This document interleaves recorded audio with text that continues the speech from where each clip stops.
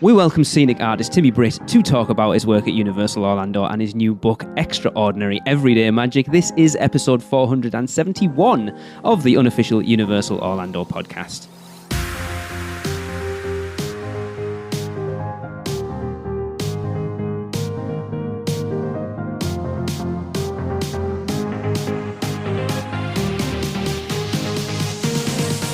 Hey everyone, welcome to the show.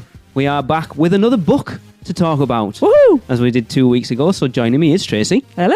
And Michelle. Hello, hello. And Chris. Hello. And our two special guests. I will say two. Yes. Orlando Scenic artist, Mr. Timmy Britt. Timmy, welcome to the show. Oh, thank you so much for having me. It's a big thrill. I couldn't wait to get here, so I'm really glad to be here. Cool. And of course, listening intently in the background is his co-writer, Catherine Bell. Hi, Catherine. Hi. Thanks for having us on. You're welcome. I want to say something real quick. So your wife has a lovely voice. Everybody Michelle's says voice that. is amazing and magical. And then Christopher's voice knocked me off my chair.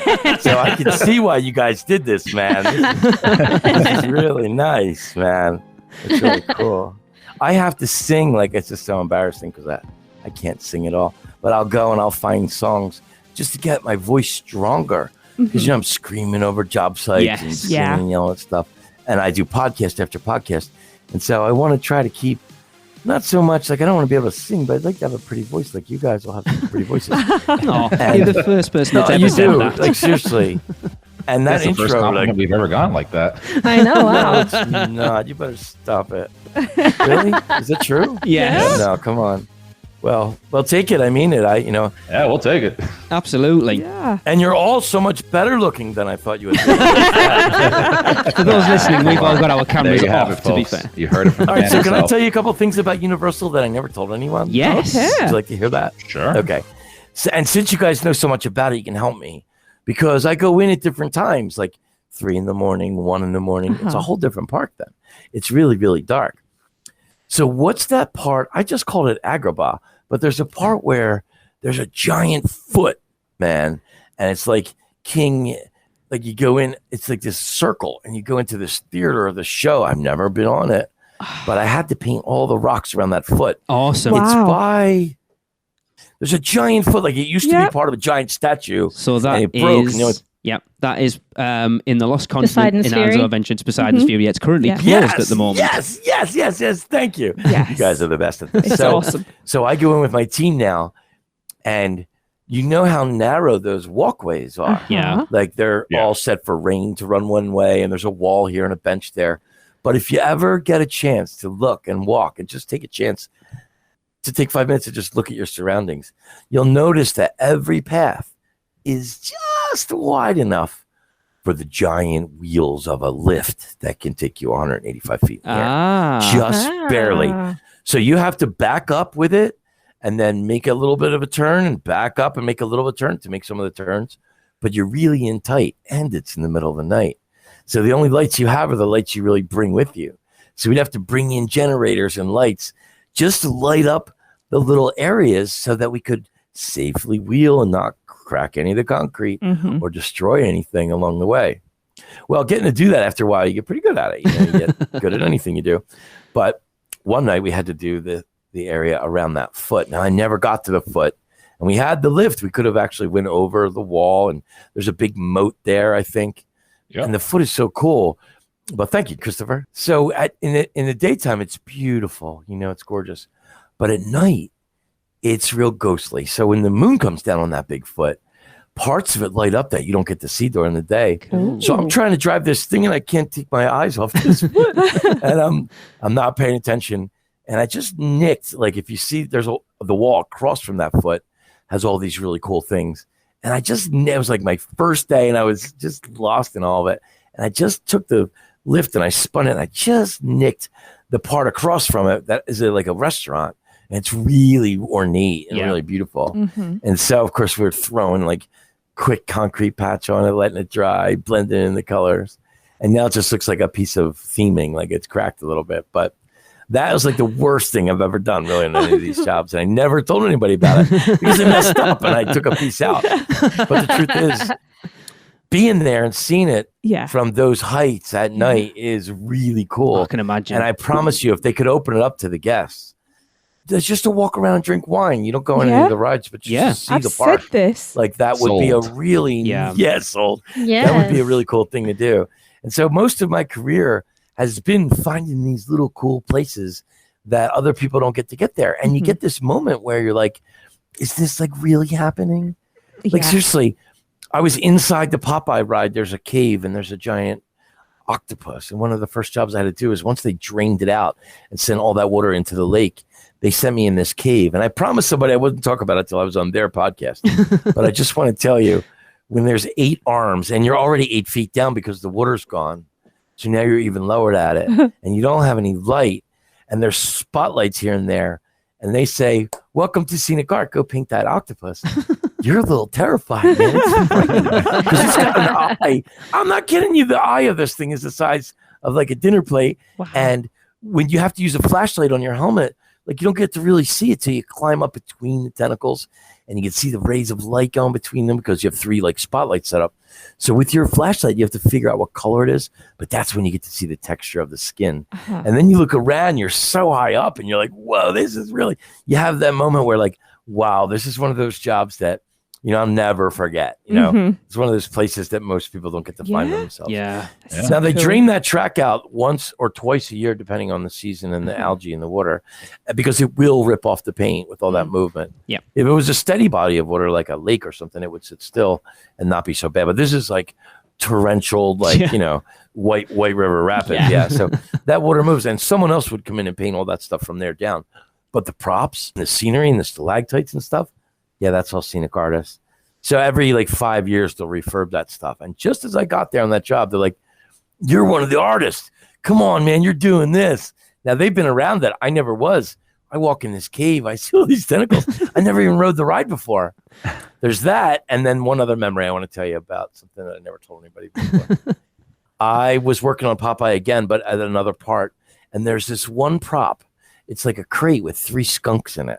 Yes. Right? Doesn't seem like much. Yeah. Right. But at night, it has to run through its cycles. So that means if you're painting in that area, and we did all the fences and everything to make them all look really fun. But every like 8 minutes, like clockwork, every 8 minutes, you hear these 3 skunks. Now, nothing else is turned on. So all you hear is these 3 skunks. And it's all night long, for 8 hours, for 2 days, 3 days, 5 days a week. You come back the next week, and there they are again. So in the daytime, I've gone through there. And just from having those like 3 weeks of hearing that same, it's a really high-pitched cackle of these skunks. It's brutal. I'll walk through in the day when there's pageants and superheroes and balloons and fireworks and all the noise, but all I still hear is in the daytime are those 3 squirrels. And if you could just be there with me and see, like, that's part of the little things that happen other than the art and the painting. There's the surroundings of Universal that is just really cool. You guys had this thing, you said, Universal Studios is, and then pick 3 words. Yes. So me and Catherine all day long I've been working on it. I think I got my 3. Okay. So when you're ready in the show to ask, just let me know. It's Yeah. right at the end. That's how we close it out. Yeah. Oh, good. Okay, good. Now, I think this is the perfect time. So, Timmy, for our listeners who may not know who you are, can you give everyone just a brief rundown of what it is you do? Okay, so I grew up in Philadelphia, and I always loved art, but my dad said you can't make it as an artist. So I had to hide my art career. I had to simultaneously go to engineering school for my father and then sneak real quick and go to art school, where I got a scholarship. Wow. And so once those 2 were done, then I said, well, I felt like I didn't give art everything. I went for 4 more years of figure drawing. So for me, it was always about art. And then what do I do with it? My dad's telling me I can. I'm like, teens and late teens and early 20s, and it's getting better and better, but he doesn't see it. He doesn't get it.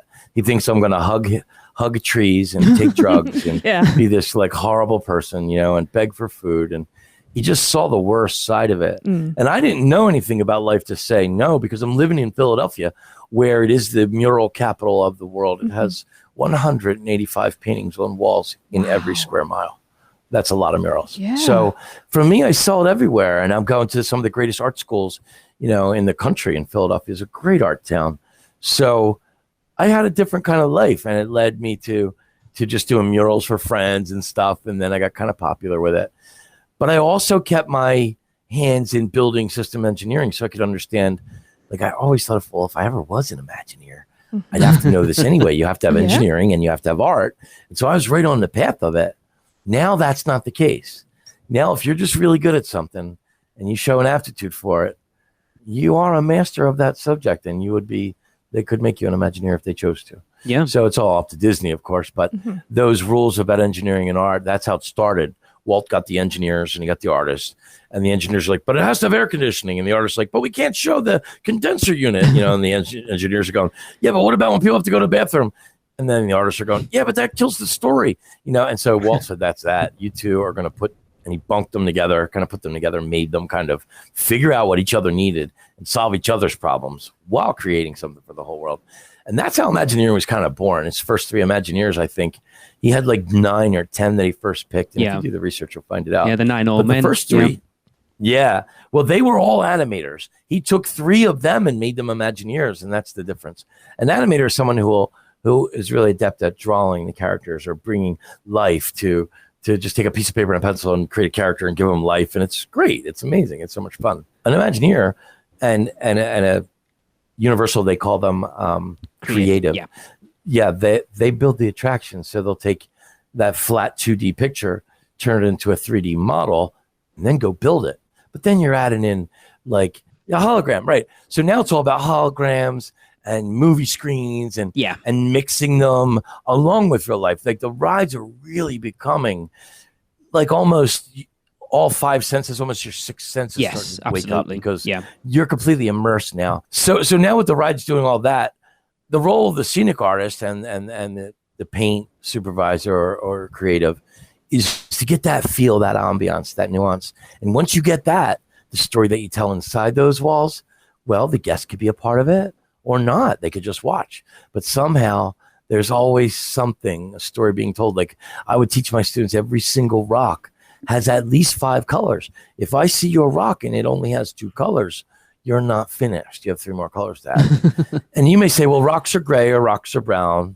Well, they're not. You have to pick one up and actually look at it, and you'll see what it takes to make a rock. So the students are learning this, and sometimes they go too far. Well, how about 11 colors? I'm like, all right, now you're getting crazy. But the truth is, somewhere in there is a nice happy blend. And I would tell them, stick to odd numbers. If it's a rock, you try to get 5 colors, but don't ever put 4, because then somewhere you'll look at it and you'll see a balance. You'll see 2 and 2. No matter how you look at it, it'll be a diamond or a square, but you'll see the colors will show. But if you put 3, well, now you have some movement because it could go one way or the other. And that's just a rule kind of in theming composition, is try to think in odd numbers and try to think in small, medium, and large, because that's 1, 2, 3. So it's odd numbers. But when you compose like that, is this boring you guys? I'm so sorry. No, it's fascinating. No. Remember, we're theme park nerds. Yeah, totally. Well, this is the part that you don't get usually. You get the ride and you get the history, but you don't get what the artist has to think and see before you ever see it. So like we'll carve a wall that has the plaster peeled off so you can see the bricks underneath. Well, what you guys don't realize is there's no bricks under the rest of the part of the wall. We only carve the part where it's peeled away. But that takes an elevation of 1/4 inch of wet cement, and then the wall, the plaster above it, is another 1/4 inch. So we'd actually have to have a 1/2 inch of cement, so like we can remove the parts that we need to put the bricks. Then you say, well, why did you put the bricks there and not there? And then when you stand back, I can say, you see the movement. There's this small section of bricks. There's a large section over here. And then there's a medium section over here. And then you're like, oh, I see that. And then I'll say, and you see how we took these really rich, warm colors over here in the bricks, but then we splashed them with that white background of the plaster. That's contrast. So that'll grab your eye and pull it over here, because I want you to really see this fountain over here, but I want to lead you there one step at a time. And the whole time your brain is watching this and moving this way and your eyes are doing this. You just don't know it's happening until somebody describes to you how your vision works and how colors work. When you learn that, then you start to look at things with more like appreciation. But that's when the story gets great, because now that you're on my side and you get it, then I can take you further and further. And you start to be like, wow, I just thought this was about Harry Potter. Like, no. This is about so much more. Yeah. So when you start to see things, well, Timmy, those windows up there, they look like they're 200 feet in the air. Yeah, but they're really only 6 inches. Yes. So they look like it's a 3-foot window, but we only made it 6 inches that high. Like, so we're trying to carve with our hand in these little places that on the ground look like they're giant and you could stand from head to toe. So the little secrets, forced perspective and things like that are everywhere. Yeah. And we don't get to do it so the guests watch. So when do we get to do it? When the guests don't watch, like a big project like Hagrid's, we had, some scrim and some walls to protect most of us. But some projects like Fast and Furious were inside, so people didn't see. Yeah. But still, we had to do the outside of that wall project. It's funny, too, because that wall lines right up against the edge of Diagon Alley, and I don't know if the guests see it. But because the train goes past Fast and Furious, that wall that is exactly opposite of Diagon Alley, here it is all these years later. And when I tell you I did about 1,000 bricks a day, in Diagon Alley till we got to 1 million. Like we did 1 million bricks and there was just 4 of us. Wow. 1 million bricks. Each brick had 7 layers. I'm not kidding you guys. This was hard work. Oh, I bet. So we finished it. We won awards. We walk away. The world loves it. Years later, I've already become an Imagineer. I've done Pandora. This company calls me for Universal and says, is there any way you can work on Fast and Furious? We really need somebody. I'm like, I need a break. And they're like, come on, we need you. I'm like, no, I don't want to. They're like, we're going to throw money at you. And I said, okay. Next thing you know, I'm on Fast and Furious. Well, we get all done the job, and it's months and months. Like Fast and Furious took about 2 years, just about 2 years to pull it off. And it is just a dark car ride. You're like, what did you do here? But if those lights ever go on and that ride goes down and you have to get escorted through, you're going to see some of the coolest things you ever saw. It's the streets of San Francisco. Indoors, but at night. So there's telephone poles, there's bird poop, there's rust on the fire escapes. We were using kitty litter, right? Because it's indoors. So you put kitty litter with glue. I know, wait, hear me out. You put kitty litter with the glue and you mix it up with your paint. You make like this like oatmeal type thing. Okay. All of that just to get like a little bit of like if you took a paint star stick and just took the end of it and stuck it in this little concoction, then you can smear it at the bottom of a window that was supposed to be metal. And after you paint it, when it dries and hardens and becomes hard, I dare any one of you to walk up to it and look at it and touch it. You can kiss it if you want to. It looks exactly like rust that is decayed and metal that has crumbled and fallen apart. So cool. So when you know your colors and you know your materials, you can take everyday things that will last, because kitty litter is really a lot of sand anyway in aggregate. So when you mix it in and surround it with glue, industrial glue now that's going to be there forever. Yeah. When it hardens, it has this real crunchy look to it. Wow. And we would put that at the bottom of our drips. So there's a little tip that scenic artists would know and say, yeah, you could do this and do that. But to regular people that go through, they don't get to see it. So anyway, we finished Fast and Furious and it's this glorious thing. And yay! And by the time I got there, they're like, we're out of time, out of money, and we're nowhere further. I'm like, okay, well, who's my team? And they said, well, great. We have these people. You'll meet them tomorrow. I show up. One girl used to dive into dumpsters and find like pieces of old furniture and make art out of it. Another girl was a makeup artist. The other guy was fantastic and actually turned out to be a great scenic artist. And he was really, really skinny. So I worried about him some days on windy days. He was really, really little. But man, he could paint. I'm not kidding you. He'd get in that lift. He'd go up. I'm not kidding you. I'm glad you're laughing.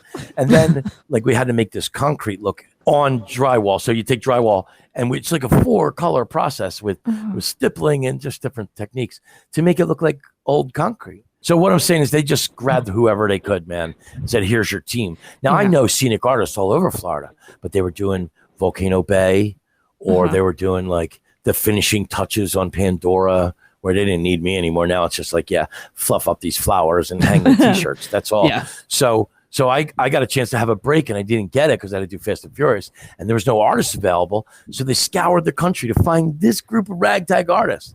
But in it was one girl named Veronica and she was just miraculous. She was a Marine and a nurse and a freelance artist. And when she got a hold of Scenic, she took to it like a duck to water. So I had her. And then as the other jobs finished, Adirondack would send me over other artists to meet.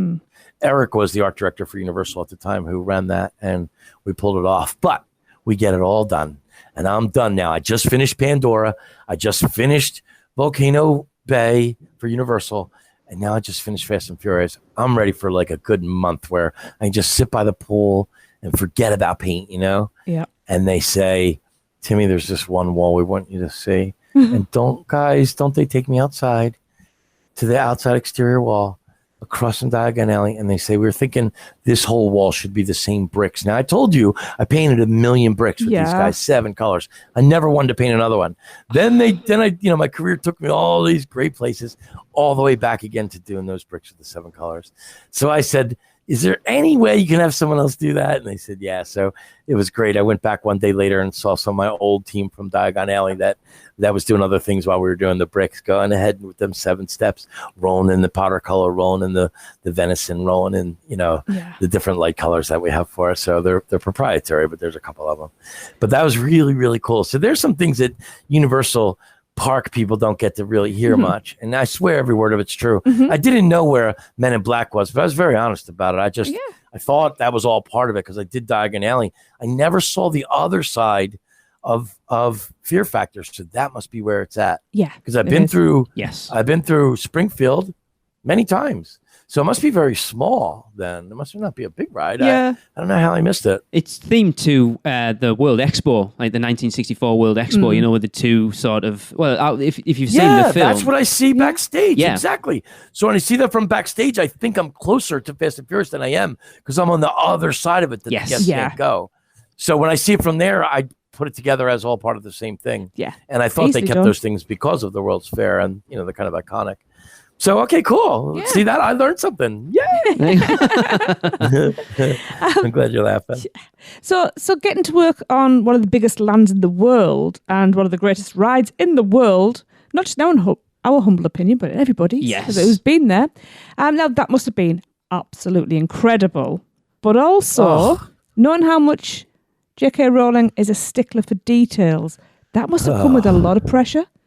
How did you manage to live up to that standard? And that was like my first real scenic job to show the people in Florida that I could paint, because when you're like Lon Smart and you're an artist and an animator, you're not painting much. You might be painting at your desk, but it's a whole different paint. Yeah. This is latex paint out on carved concrete in the sun. Yes. So to do it, the conditions are brutal to begin with. Like the pavement isn't down for the guests yet. It's dirt. Man, and I'm carrying 5 gallons in each hand to carry.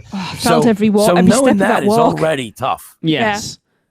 Then the art directors from the movies would come in. Yes. Who worked for J.K. Rowling, so she had a big hand in the look, the feel, the ambiance, just the understanding, the mood of Harry Potter. And man, did she knock it out of the park! So with that kind of success, you don't mess with it. No. Like if it works, then you stay with it.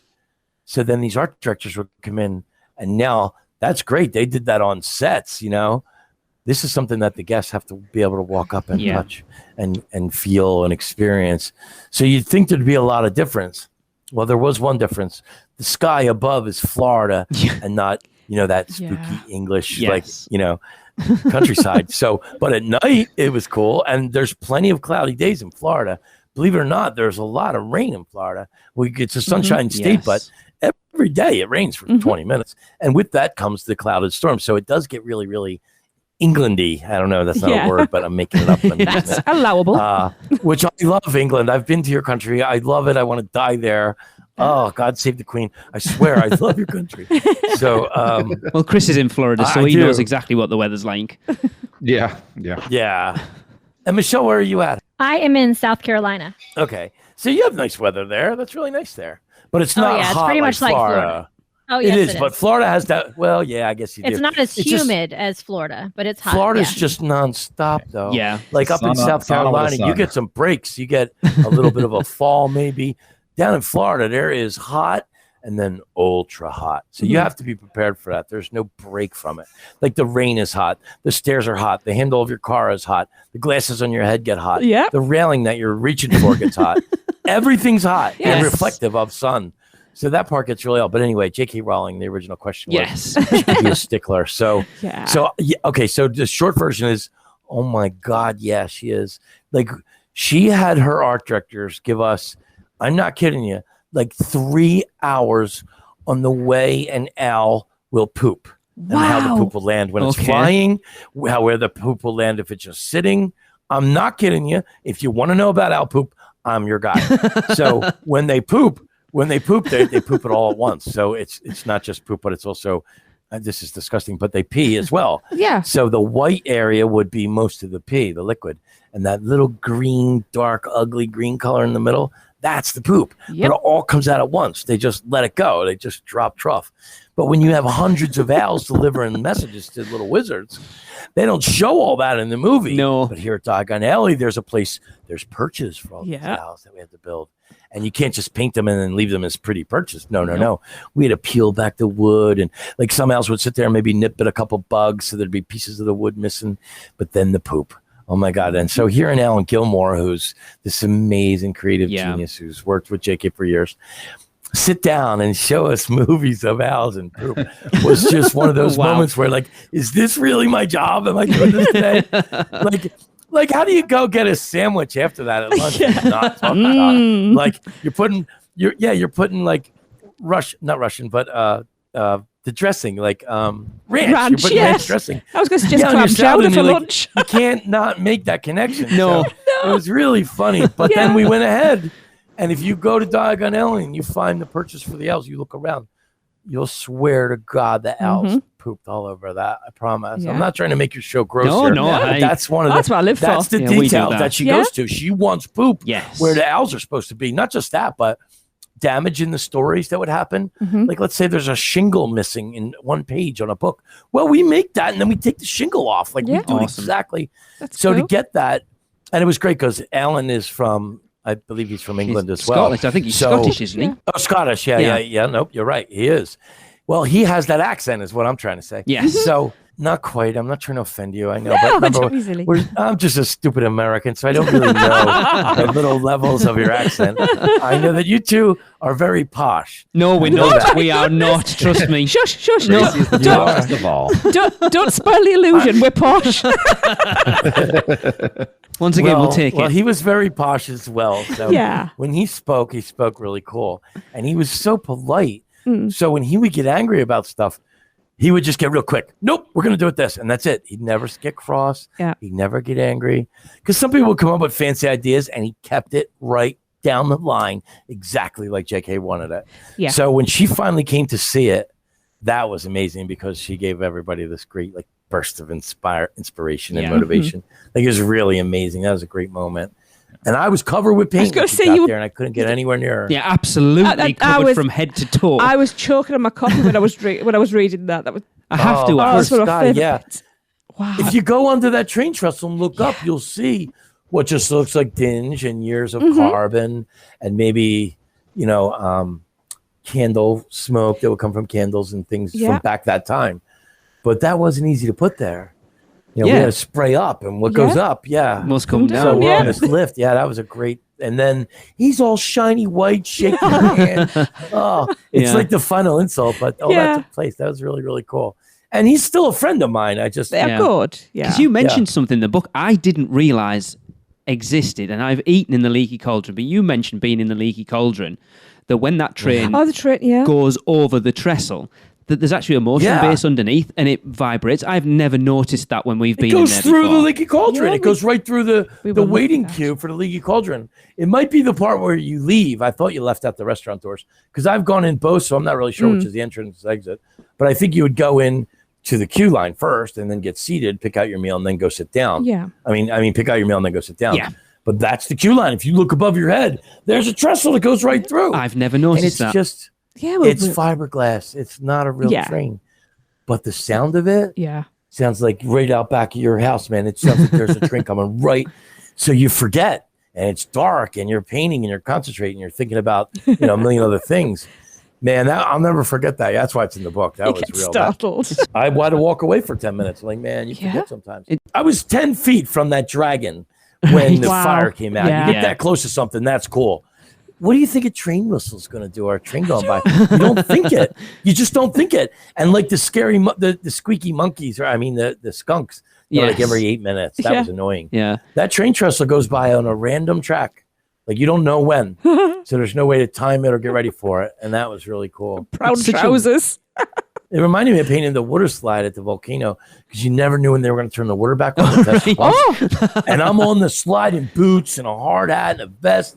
I got gloves on, 6 kinds of paint all over the place, painting as fast as I could. I mean, painting, looking over both shoulders, like not knowing, listening for the sound of water as it climbs, That's what it was like there at Universal with that, because you never knew what the very next thing. You had to try to get in, get your work done, and get out. So that's really cool. I'm glad that this is a great podcast. Yeah, it's good. It's like one of the things, like, it's such a weird thing, the Scenic Art, like everything that goes into creating a theme park land now, because the attention to detail, and Disney do it and Universal do it to the nth degree. We're huge Universal fans, and we're such nerds over it. The thing is, like, you're talking about putting owl poop in there that the average guest will never ever see, but to go to that length of detail, to flesh out Diagon Alley, to be what everyone expects it to be, having read the books. And I must say, Timmy, I am very disappointed that you have not read the books and only watched the movies. Yes, that's your next quest. Okay, I'm the same way too. Don't worry. Chris hasn't read them. I've been trying to get Chris to read them for 4 years, and he still hasn't. If they waited for me to read the books, there would be no Diagon Alley. I promise you. It was all I could do to get him to read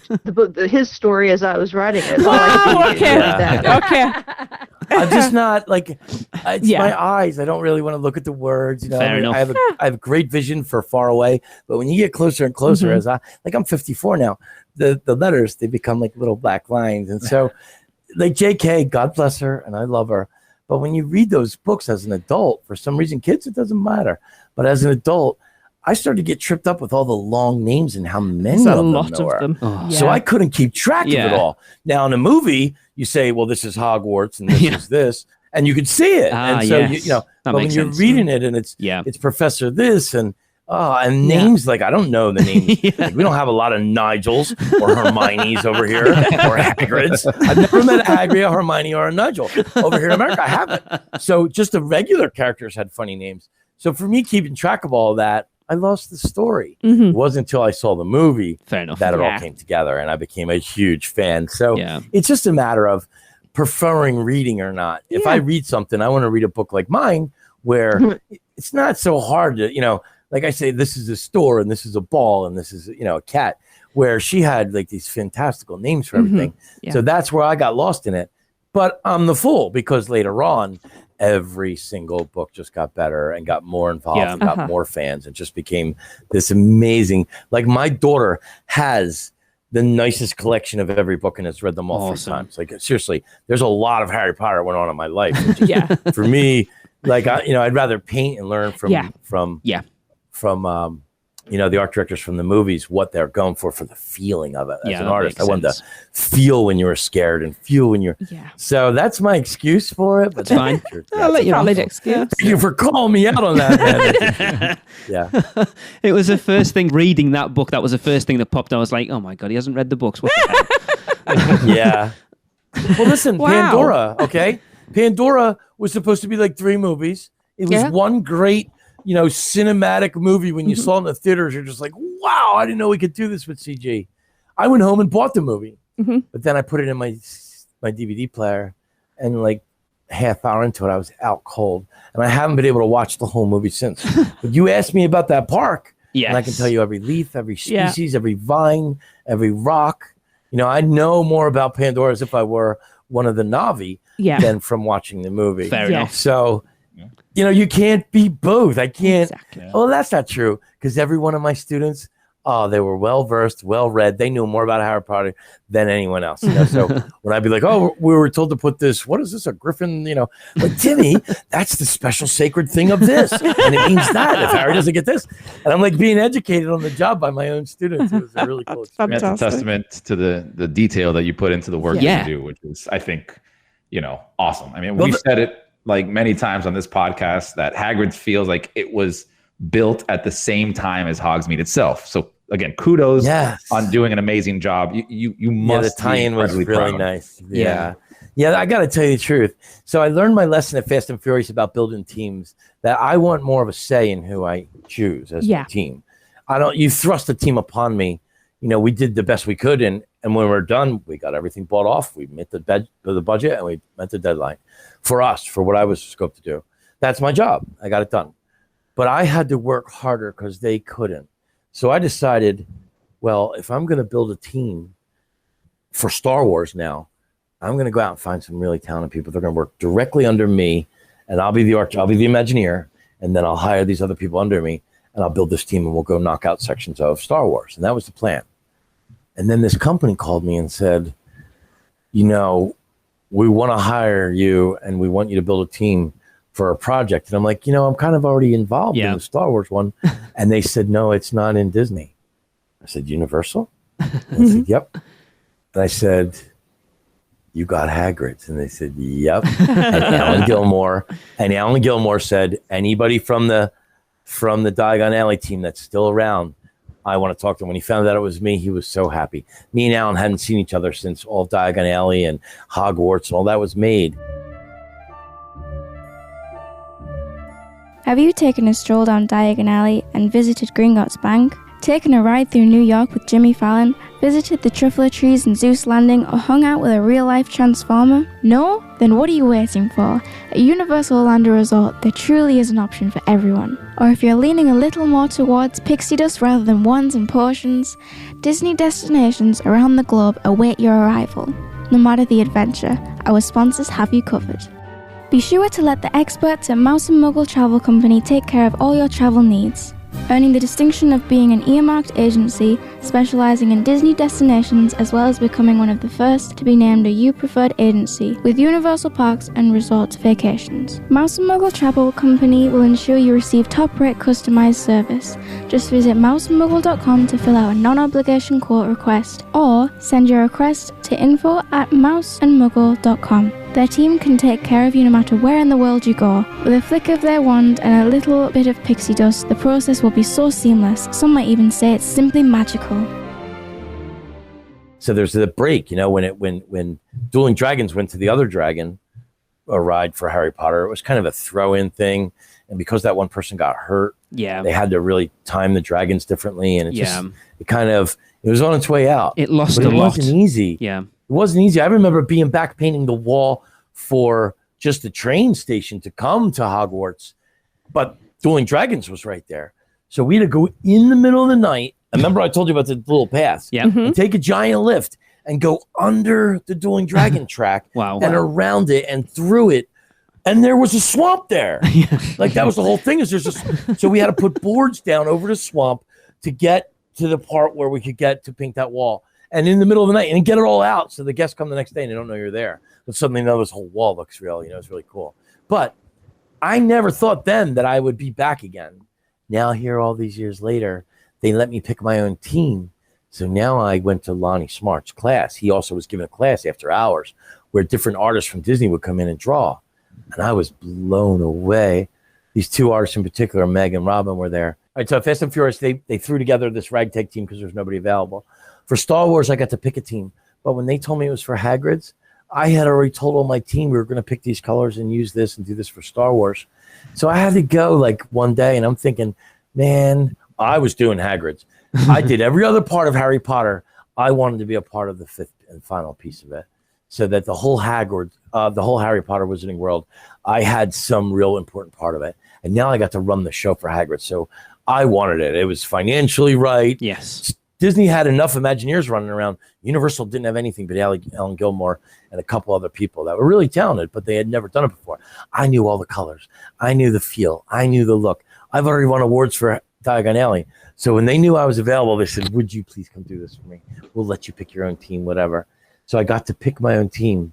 So Hagrid's for me was the first chance I got to really go out into society and find like 14 strangers who never did it before. I know that doesn't say much, but they were fantastic artists. I could see that. I got to feel their heart. And I didn't tell them who I was. Well, when I went to them and said, I think Star Wars is going to take maybe 4 more years. This other project I have in mind for us might only take 2.5. If you do the one with me, when it's over, let's just go over to Star Wars and we can work on that too and put the finishing touches on it. So they're freaking out. Mm-hmm. So like, well, what's the project? And I said, I don't know how you feel about it, but they're taking down the Dueling Dragons and they're putting in Hagrid's Motorbike Adventure. And they were all so upset about the Dueling Dragons going down because these are all like kids in their 20s. So for them, they like kind of grew up with that roller coaster. But when I told them that we were going to put in Hagrid's, they started lifting up their shirts and they had Harry Potter tattoos. Awesome. All my artists were diehard Harry Potter fans. And they started freaking out and they were so happy. And then when I found out they knew more about Harry Potter than me, we were set. So now I had my team, and true to fashion, we finished Hagrid's. They won awards. They got to go ride it with all the Muggles and listen to all their, because I told them, I said, 2 things are going to happen. One day you're going to come back here and you're going to cry because you'll be so proud of yourself when you walk with the guests who are sitting to see it for the first time and hear all their oohs and ahs and the things they say. And you just keep your mouth shut and go through the queue, go through the ride. Well, I got a picture later of my 3 lead artists crying their eyes out as they got off of it with all the guests.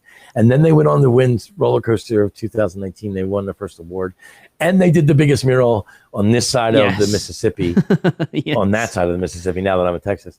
So that was really great. And then they got to go and finish Star Wars. And they never did it before. Now they're all art directors in their own right. Awesome. Hiring teams, moving up the ladder, having great lives. So that was really special for me. Hagrid's adds so much more to Hogsmeade. I love Hogsmeade is my favorite Harry Potter area. I'm a huge Harry Potter nerd. You talk about Harry Potter tattoos. I have the Dark Mark. That's how much of a nerd I am. Oh my God. Right? So I love. Oh my God. I'm getting the chills from talking to such a fan. That's amazing. I love Hogsmeade.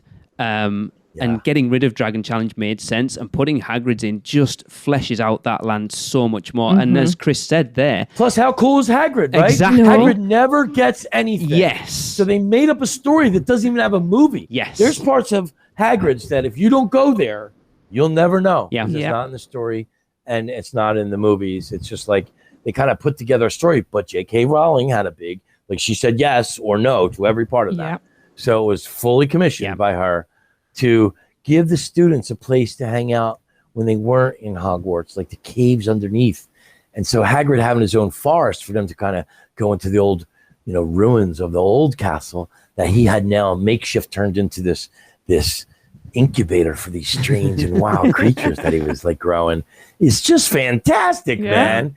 And they walk you through it. Like if you pay attention, each part of it is really important. And then the ride's amazing. We really had a lot of fun doing it. It wasn't easy. Go ahead, Michelle, did your team paint all of those sketches of the creatures that are in that one room where you have all of the little creatures in the jars and things like that? Was that your team? So what we did was we had this girl named Dasha who was from Russia, and she went to the prop team to make like the eggs and the actual things. Then she'd bring them to us, and we would have to paint them to fit them into the scene. But we'd have to paint the shelves, the walls, the hangers. We had to carve it all, carve every stone, every rock, every window. Like we put the leading on the windows. If you go through Hagrid's, I think it's Q8. Actually. The big long corridor. It's like this long hallway with windows in it, and it has the eggs on one wall. Mm-hmm. So I guess I don't know what they call that, but then the other wall has windows. Well, those windows on the other side of them is a wall. It's Florida. You have to get ready for hurricanes. But you don't know that. Yeah. We had to open those windows up and put in these lights back there behind them that had a movie screen of clouds going by. Wow. I'm not kidding you. Then we got clear plexiglass and had to get the right, and I'm not going to say it, but we had to get the right materials together to make it frosted and old. And then we had to make it dirty. And then we had to put the old lead, because before windows actually had lead between, like you saw a stained glass window. That wasn't just back then when this castle was there, they used lead. So we had to find adhesive lead and with rulers. And so I'm serious, we measured out and put like 4-inch diamonds until the whole thing was done. It took like a week of like 8 artists working on this to get it done. And you'll just walk right by and just think it's windows.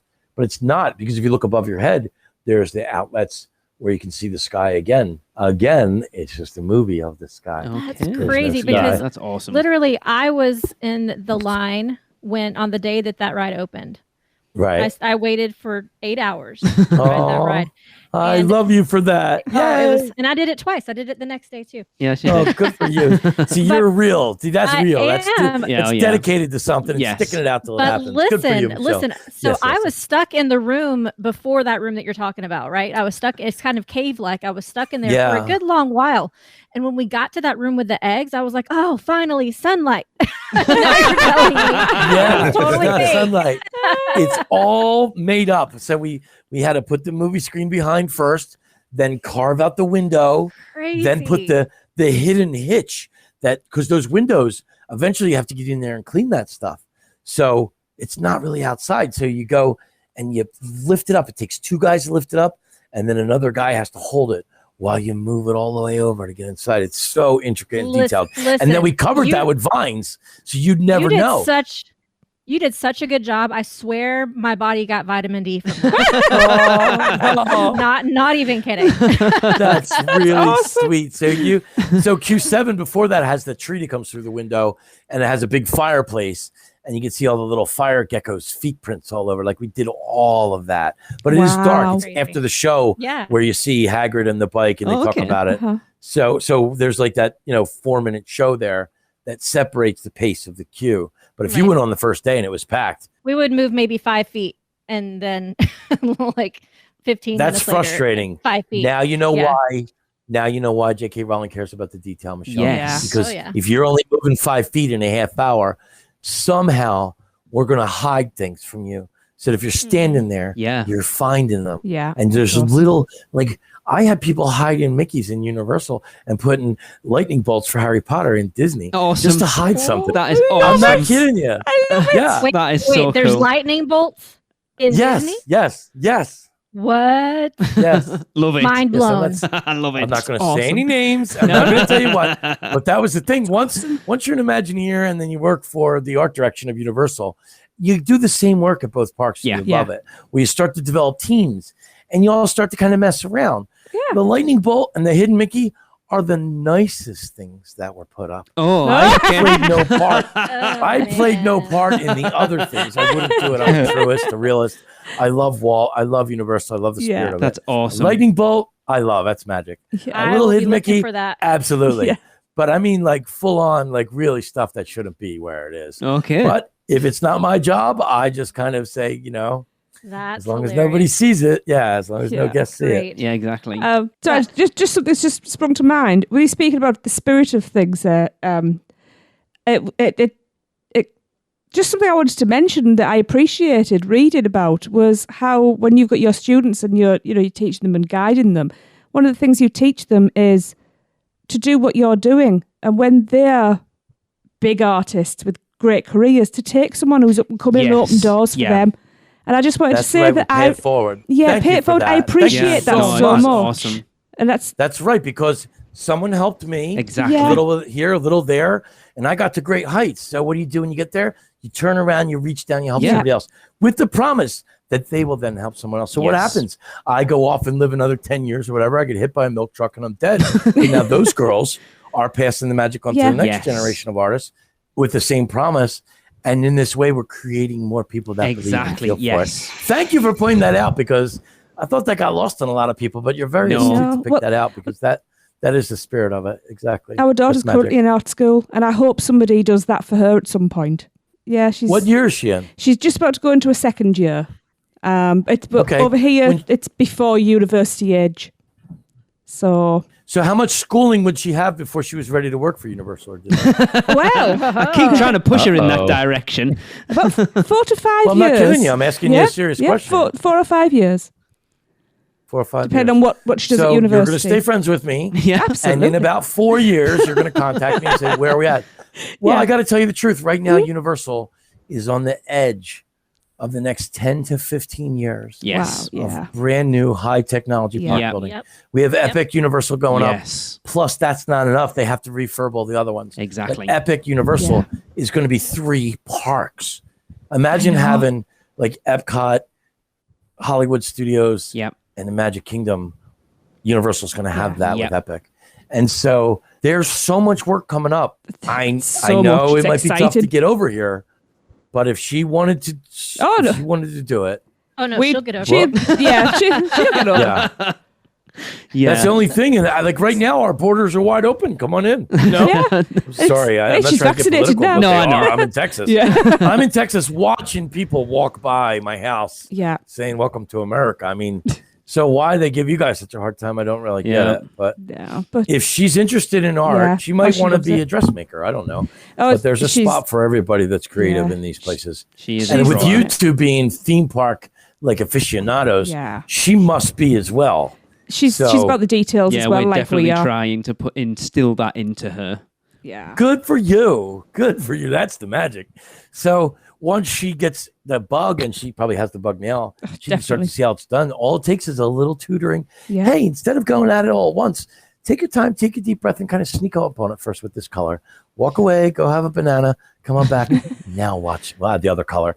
And you do that for someone, lights go on in their head. They're like, oh, I get this. And step by step, technique by technique, we can show her through it in each situation, using reference from Google all the time. Like in Disney, when we want to draw a lion, we don't make it up.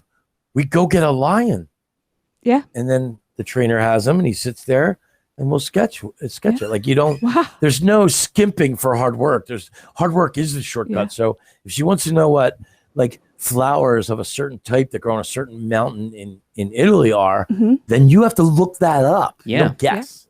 There's no guesswork, because somebody from Italy is going to come and say, that is not our state flower. Absolutely, yes. Yeah. So you have to think of everything. And what I tell them is 2 things. 1, water is your best friend. It helps you move your paint. It does. It helps clean up. It helps you when you're hot. Water is your best friend. That's the first thing I tell them. And the second thing I tell them is that Mother Nature doesn't care. So once you make something how pretty you think it is, you have to go back and look what Mother Nature would have done to it after 10 years, 100 years, 1,000 years. And then you paint. So you almost paint it twice. You paint it once to make it, and then once to age it or theme it. And in that process, like you might have the most beautiful bricks, but if I tell you that there has to be rust that has to run down them, because above it there's a rain gutter that's in distress and it caused years of rust, guess what? We're running rust right down in front of your beautiful bricks. If you don't like it, you can take off your helmet and go home. This is what happens. Mother Nature doesn't care. Then you do it for them, and they step back and like, oh, you're right. It was just kind of a plain wall, but now it has a story. Yeah. We're like, exactly. Put your helmet back on and get back to work. Yeah. So that's how it is with the team. And that's kind of the 2 things I tell them. What is your best friend? And Mother Nature doesn't care. Yeah. With those 2 things in mind, the water being your best friend helps them have courage to go and paint things. Because it's just latex. They can wash it off with water. It's only paint. Yeah. I think we need Mr. Timmy to join us at the Weekender and do an art class. That would be cool. Oh, wow. Oh, man. I would love to. That would be awesome. You guys are super cool. Like, we get a lot of podcasts, me and Catherine, and everybody loves this book. Like, I'm not saying the whole book, but there's a chapter. I'm getting people saying, "Ooh, this chapter touched my life," or that chapter I was right there with you, or this chapter I couldn't put it down. That was the point. Somewhere along my path, I had to face some real adversity, and I had to get through it. And I did it with God, and I did it with prayer, and I did it with hard work. And I think there's other people that might be going through a divorce as horrible as mine was, or losing a career, or fighting for a career, or losing a dog, or thinking about committing suicide. Like, it gets really dark parts of the book. Yeah. But then I came through it. And that is where other people just need to know that it can be done. Yeah.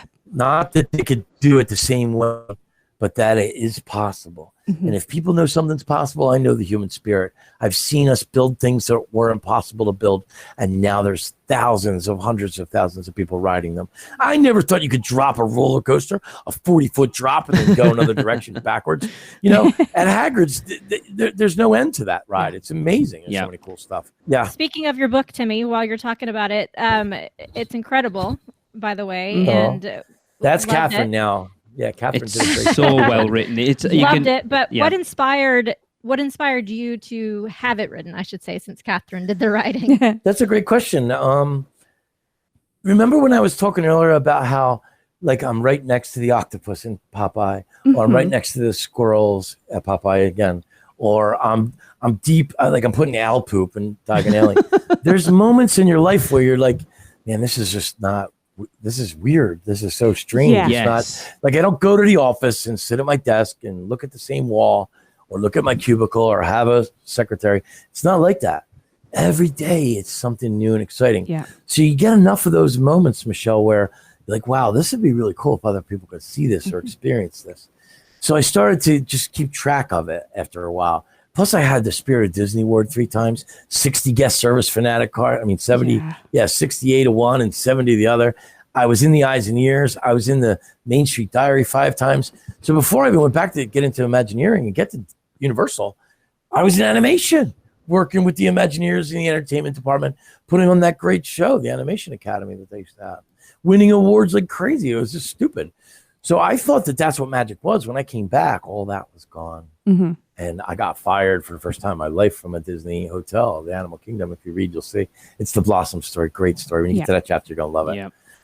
I would do it all over again, too. But they were right. I was way overqualified, but I just wanted to get my foot in the door. Yeah. But to get where I wanted to go, there was no path from busing hotel rooms in Animal Kingdom to Imagineering. I had to leave and go do Diagon Alley, which could prove to Florida that Timmy can also paint. He can't just draw the characters. He's a fine artist. He's a Renaissance guy.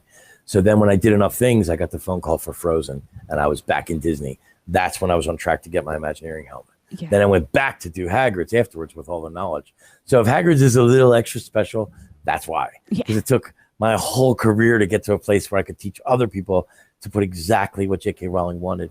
On Diagon Alley, I was one of many. At Hagrid's, it was my team that I was training. We put 6 months in the laydown yard practicing, building like examples. We call them samples. We just call them samples for Universal to come see. And they say, oh, we like this wall. We hate that wall. We like this wall. But they're only little samples. But you have to put them together, build them, put the concrete on them, carve them, paint them, and then get them ready. So Universal come out with a couple of references and say, make something like this and something like that. And our team, so for 6 months, these girls were practicing, getting it ready. Then when the show came and we got to go out and build it for real, they were just old hands at making stones or rocks or wood, or making wood look like stone or stone look like wood.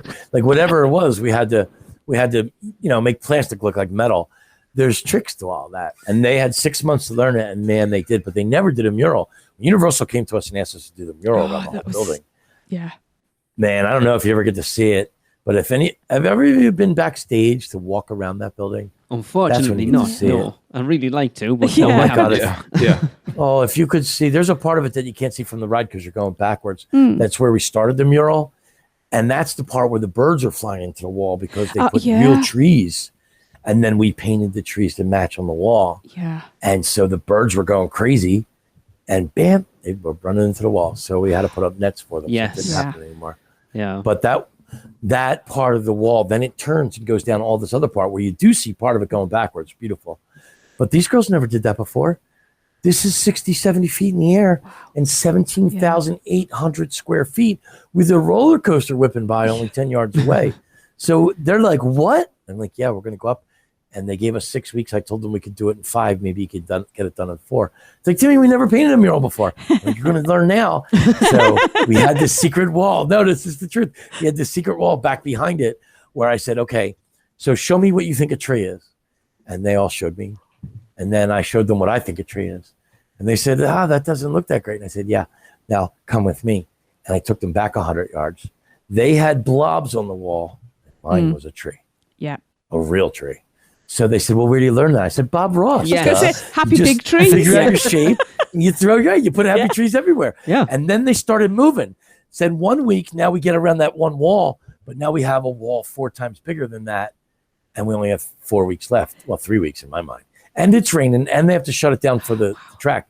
So, but they got better and better and faster. And we had a system. You go in and lay in the sky. You go behind and throw in the clouds. You go in and lay in the back of the furthest trees. And you're going to use this color. It won't show up at first, but when we bring the other colors forward, you'll watch. Yeah. And from backward to front, we did it in 4 weeks. We did it 2 weeks early in the rain. I'm telling you, there was a couple of days where we didn't get to start till 10 o'clock or we got kicked off at noon. And these girls and a couple guys just became like scaffolding monkeys, man. They're climbing up and they're kicking its butt. It was so great. So between the queue line, Hagrid's hut, and the mural, these girls who had never done this before were becoming seasoned pros in all forms of art, decals, murals, everything. Like they really fantastic. Got a great taste of it all. And from a guest's point of view, they absolutely knocked it out of the park. Yeah. They really did. Yeah. Well, they did it in California and they hated it. So they made them do it again. They did it again, and they said, okay, we spent the money to do it twice. We're going to have it. And then they saw ours. Yeah. And they were so mad that they didn't ask us to go out and do it first. But we were East Coast. We weren't going to go all the way out there. Now, that isn't true. Once the pandemic hit, artists started going back and forth to California, Japan, all over the place. Me, I'm more of a kind of an East Coast guy. I love Walt Disney World. Yeah. The book is all about the fact that the park opened on my birthday, and I was there. That's awesome. Like, and then to see all that happen and then go home and start drawing And then to never think I would become an animation artist. Yeah. So I dream up this like idea of how maybe I could get hired. And I went down with my kids and my dogs and my wife. I didn't even have a place to live. And I went in there and I put on this. Now I had a month to prepare. So I knew what I was going to say when I got there, but I didn't know how they were going to react. But they loved it. And it was so great. Oh, that's one of the greatest moments coming back out of casting with my wife and my kids. Well, I'm like, they said I could start Tuesday, and that was it. They just freaked out like these little kids. It's really great. So the book has a lot of those great moments, and we didn't talk much about the book. Yeah. In fact, I kind of took over this whole podcast. That's fine. Hey, you're the guest, but unfortunately, we are going to have to wrap it up there. It's been awesome to talk to you. Genuinely, I've had so much fun. Maybe we could do it again sometime. We can definitely back. We love it because we get entertained for a change. Oh yeah, we can just sit here. Like I said before, we can just listen to all these behind the scene details. I mean, I learned that a rock has 7 different colors. I mean, it's awesome. Yo, his voice, Christopher, your voice. How about if we turn it over to Catherine and let her say about the book? Because I feel like I just kept Catherine, before we wrap up, why don't you let everybody know where they can buy Timmy's book from? Okay, the book Extraordinary Everyday Magic is available on Amazon, and the subtitle is An Artist's Journey to Imagineering and Beyond. And we've got it on Amazon, and if you write to us through our website, through the Contact Us page, then we can send you an autographed self-adhesive book plate that you can put in there. It is so well written. It is. The book is doing great, too, by the way. I'm really, I should have talked more about it, but I'm really confident about it because it's so good. I didn't write it. She wrote it, right? It is so many of the stories that Timmy told her in the book, but there's so many more. There's about 43 chapters plus a few beginning and before and after. And all these stories are in there, plus some that you just won't even believe. Yeah. And what's nice is that they're so magical. They're chapters. You can just kind of jump around a bit, too. Yeah. It's chronological, but if you want to skip around the things, like I said, there's one chapter for everybody. My favorite chapter of the whole book is in plain English. I got to talk to God. That really happened. I swear on that chapter. So for me, that's my favorite chapter. Because I asked him for something and he answered me, man, in big red letters. So I'm never going to deny it again. And that's the truth. I'm not saying which God or anything like that. I'm just saying that I talked to God and he said, here's your answer. And everything that he said worked when it shouldn't have. So I just want to say in plain English is my favorite chapter. Well, thank you so much. You're welcome. Amazing. Well, before we wrap up, we do actually, Catherine and Timmy were very kind to give us a copy to give away. They were. So we're not going to make it that easy, though. We have got a question. So Michelle, will you let everyone know the question that they have to answer to win a copy of the book? It's a hard one. Okay. Oh, boy. In what year did Diagon Alley open at Universal Studios, Florida? Oh, I'm going to keep my mouth shut. And of course, you can send those answers to us at podcast@uuopodcast.com, and we'll give you until midnight on September 25th. We'll choose a winner at random from the correct answers, and we will announce it on episode 474.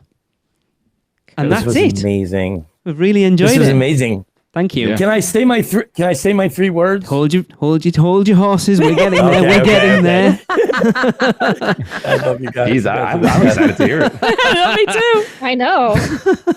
So that is it for episode 471. It's been awesome. It really has. I have enjoyed this. So the 2 book episodes we've done recently, Mike for the Mummy book and then Timmy tonight, it's been so much fun. We've been fed. It has. It's been really good. But of course, we're going to end with a Universal Is. And we have asked Timmy to do it, and apparently he's been chewing away at it all day and is desperate. He's desperate to tell us what it is.